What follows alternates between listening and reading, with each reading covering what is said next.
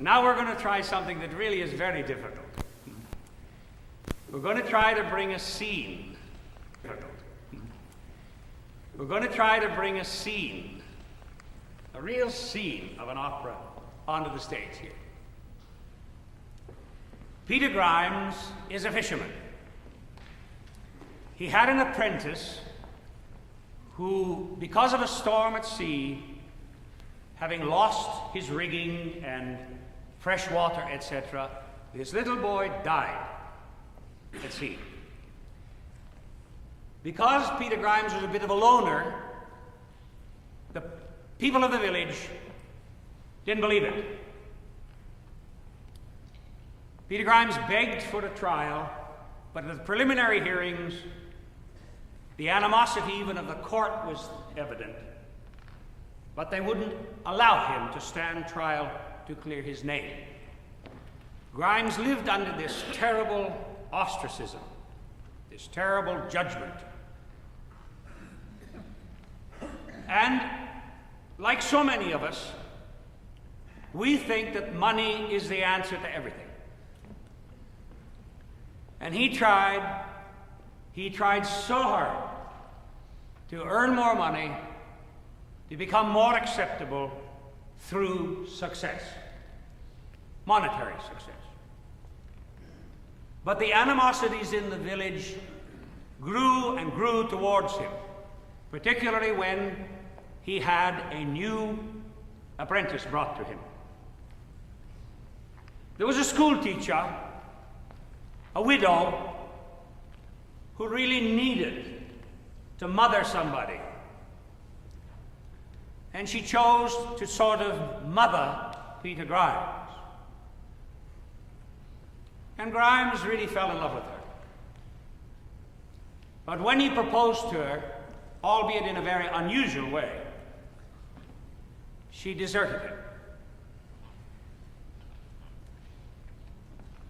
There was an unpleasant scene between the two of them, and it was overseen by the town gossip. Because of this, a lynch party was formed to go out and lynch Peter Grimes. Peter had become more and more and more removed from society, more and more mentally troubled. And when he hears this lynch mob coming, in his panic and in his desperation to escape from this mob, he forgot to watch out for this child. And the boy fell from a cliff to his death. Grimes got down the cliff quickly, put out to sea with the boy's body, and buried it at sea. But his mind went. He was a broken man. And in this scene, he comes back. And he's on the beach. And he thinks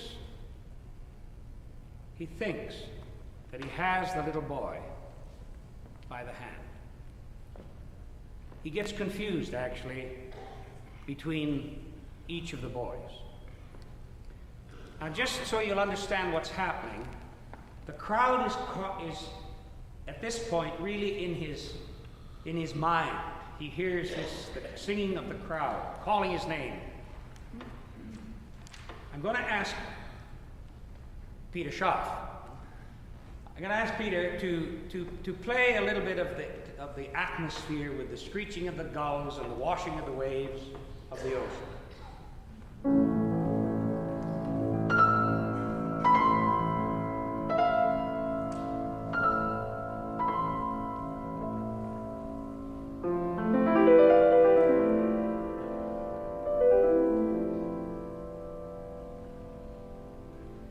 And in the distance, there's a foghorn that's played usually on a tuba.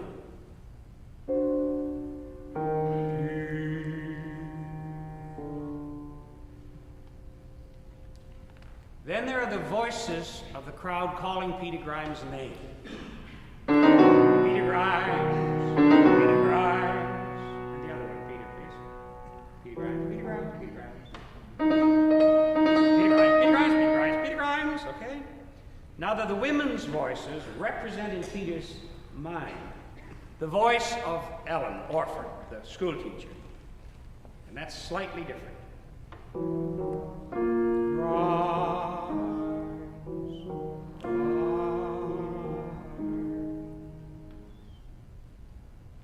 So when you hear those themes, know that it's the voices of the village folk in Grimes's mind. That's difficult. You'll have to work just as hard as I do, okay? All right, let's try it.